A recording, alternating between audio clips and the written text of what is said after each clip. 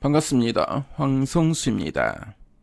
탈세계화라는 거대한 전환 속에서 광물자원 민족주의와 보호무역주의를 주목할 필요가 있는데요. 오늘은 새로운 질서를 형성하는 과정에서 우리나라 한국의 기회와 투자 아이디어를 찾아보도록 하겠습니다.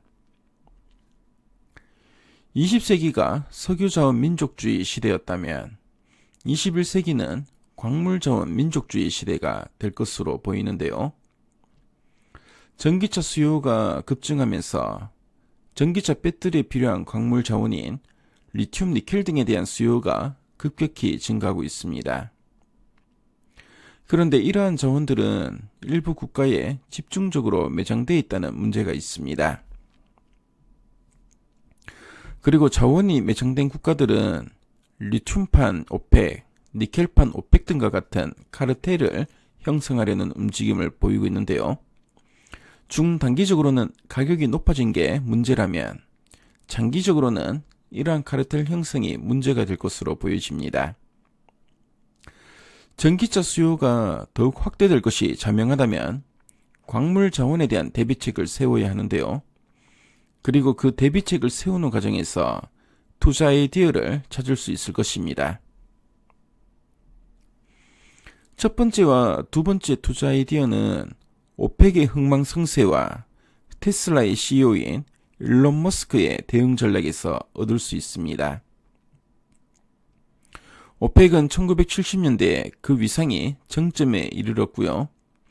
2000년대에도 다시 한번 위상이 강화되었습니다. 그 이후에는 새로운 유전 발견과 대체 에너지 및 셀 혁명으로 인해 그 위상이 점차 약화되었습니다.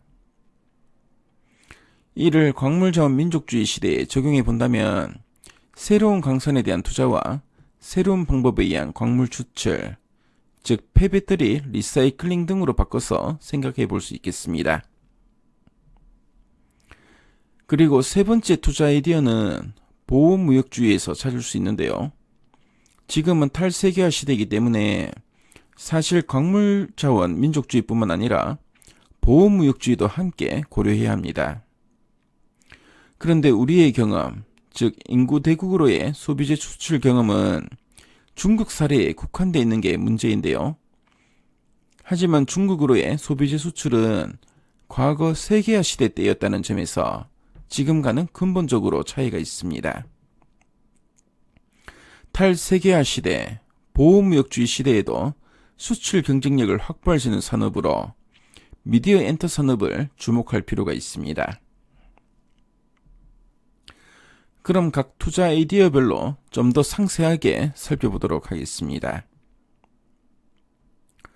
먼저 광물자원 민족주의를 극복하기 위해 광물자원에 투자하는 기업을 주목할 필요가 있는데요. 대표적으로 포스코 홀딩스를 들 수 있습니다. 포스코 그룹은 아르헨티나, 호주, 인도네시아, 뉴칼레도니아 등에 직접 진출하면서 광물 자원에 대한 접근성을 높였고요. 동시에 2차전지 소재 분야에도 적극적으로 진출하고 있습니다. 광물 자원과 관련해서 가장 뛰어난 형태의 수직 계열화를 구축하고 있는 국내 기업이 포스코 그룹인데요. 광물 자원 민족주의 시대에 가장 주목해야 할 기업이 되겠습니다. 다음으로 광물자원 민족주의를 극복하기 위해 폐배터리 리사이클링에 관심이 필요해 보입니다. 폐배터리 리사이클링은 광물 자원을 보유하지 않는 국가가 선택할 수 있는 가장 현실적인 대안이기도 합니다. 지분관계 또는 계열사 해당 여부 등을 통한 수직 계열화가 가능한 기업에 특히 주목할 필요가 있습니다. 향후 해외 진출을 할 가능성이 있는 기업들도 주목할 필요가 있어 보입니다. 마지막으로 보호무역주의 시대에 기회를 만들 수 있는 분야인 미디어 엔터 산업에 대한 관심도 필요해 보이는데요.